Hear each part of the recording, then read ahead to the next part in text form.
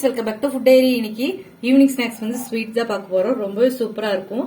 இது வந்து அடுப்பு பத்த வைக்காமே செஞ்சிடலாம். ஃபேம்லெஸ் குக்கிங் தான். இது எப்படி செய்யறதுன்னு பார்க்கலாம். ரொம்பவே டேஸ்டா இருக்கும். இதுக்கு தேவையான பொருட்கள் என்னென்னு பாத்தீங்கன்னா, பொட்டுக்கல்லையும் சர்க்கரையும் நெய்யும் பாலும் இருந்தா போதும். உடனே சட்னி செஞ்சிடலாம். 5 மினிட்ஸ் இருந்தா போதும். ரொம்பவே டேஸ்டா இருக்கும். ஒரு தடவை செஞ்சு பாருங்க, மறுபடியும் செஞ்சு சாப்பிடணும் உங்களுக்கு தோணும். வாங்க வீடியோக்குள்ள போலாம். அதுக்கு முன்னாடி நீங்க ஃபர்ஸ்ட் டைம் இந்த வீடியோ பாக்குறீங்கன்னா உடனே சப்ஸ்கிரைப் பண்ணுங்க. பக்கத்துல இருக்கிற பெல் பட்டனை கிளிக் பண்ணி ஆல்ரெடி கிளிக் பண்ணுங்க. அப்பதான் நாங்க போடுற வீடியோ உடனுக்குனே வந்து சேரும். வாங்க ஃபுட் டைரி வீடியோக்குள்ள போலாம். அதுக்கு தேவையான பொருட்கள் என்னன்னு பார்த்தலாம். அதுக்கு பொட்டுக்கடலை வந்து 1 கப்பு. 1 கப்புன்றது 250 ml.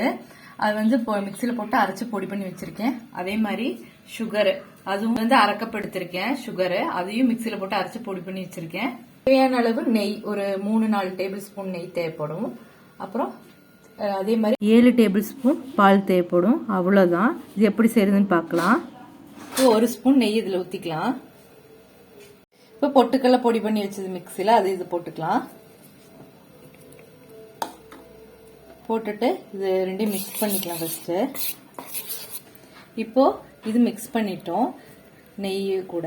இப்போ வந்துட்டு சர்க்கரை எடுத்து வச்சிருக்கோம், அது இதுல போட்டு இதையும் மிக்ஸ் பண்ணிக்கலாம். இப்போ மறுபடியும் 1 ஸ்பூன் கூடி நெய் ஊத்திக்கலாம். கொஞ்சம் கொஞ்சமா ஊத்தி மிக்ஸ் பண்ணிக்கலாம் நெய். இப்போ 4 டேபிள் ஸ்பூன் நெய் தேவைப்பட்டுச்சு. இப்போ வந்து பால் வந்து 2 ஸ்பூன் இதுல ஆட் பண்ணிக்கலாம்.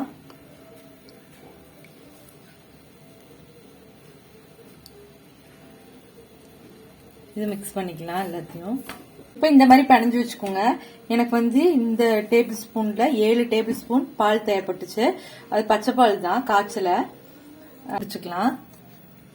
இப்போ இது நடுவில் ப்ரெஸ் பண்ணிக்கோங்க. இது பார்க்கறக்கு ஆப்பிள் மாதிரியே இருக்கும்.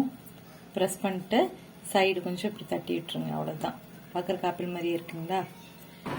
இப்போ ரெடி ஆயிடுச்சு பாருங்க. பார்க்கறக்கு ஆப்பிள் மாதிரி இருக்கு. நடுவில் வந்து கிராம்பு எடுத்து ஊற்றிருக்கேன். இது டிசைனுக்காக.